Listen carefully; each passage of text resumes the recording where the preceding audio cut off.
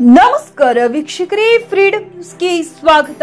ನಾನು ನಿಮ್ಮ ಸ್ವಾತಿಯಲ್ಲಿ. ಅಥಣಿ ಪಿಸ್ತೂಲ್ ತೋರಿಸಿ ಚಿನ್ನಾಭರಣ ಮಾರಾಟ ಅಂಗಡಿಯಲ್ಲಿ ಕಳ್ಳತನಕ್ಕೆ ಯತ್ನ. ಅಥಣಿ ಪಟ್ಟಣದಲ್ಲಿ ಚಿನ್ನಾಭರಣ ಮಾರಾಟ ಅಂಗಡಿಗೆ ಮಂಗಳವಾರ ಇಬ್ಬರು ಕಳ್ಳರು ನುಗ್ಗಿ ಪಿಸ್ತೂಲ್ ತೋರಿಸಿ ಕಳ್ಳತನಕ್ಕೆ ಯತ್ನಿಸಿದ ಘಟನೆ ನಡೆದಿದೆ. ಆದರೆ ಮಾಲೀಕ ತಕ್ಷಣವೇ ಪ್ರತಿರೋಧ ತೋರಿದ್ದರಿಂದ ಪರಾರಿಯಾಗಿದ್ದಾರೆ. ಮಹೇಶ್ ಪೋತದಾರ ಅವರಿಗೆ ಸೇರಿದ ಚಿನ್ನಾಭರಣ ಮಾರಾಟದ ಅಂಗಡಿಯನ್ನು ಇಬ್ಬರು ಕಳ್ಳರು ಪ್ರವೇಶಿಸಿದರು.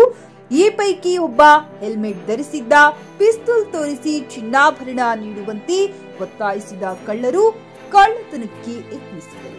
ಆಗ ಮಾಲೀಕ ಧೈರ್ಯದಿಂದ ಕಳ್ಳರನ್ನ ಎದುರಿಸಿದರು. ಜೋರಾಗಿ ಕಿರುಚಿದರು. ಸುತ್ತಲಿನ ಜನ ಸೇರುತ್ತಾರೆ ಎಂಬ ಭಯದಿಂದ ಕಳ್ಳರು ಪರಾರಿಯಾದರು. ಈ ದೃಶ್ಯಾವಳಿ ಸಿಸಿಟಿವಿ ಕ್ಯಾಮೆರಾದಲ್ಲಿ ಸೆರೆಯಾಗಿದೆ. ಘಟನಾ ಸ್ಥಳಕ್ಕೆ ಅಥಣಿ ಠಾಣೆ ಪೊಲೀಸರು ಭೇಟಿ ನೀಡಿ ಪರಿಶೀಲಿಸಿದರು. ಸ್ಥಳೀಯ ಠಾಣೆಯಲ್ಲಿ ಪ್ರಕರಣ ದಾಖಲಾಗಿದೆ.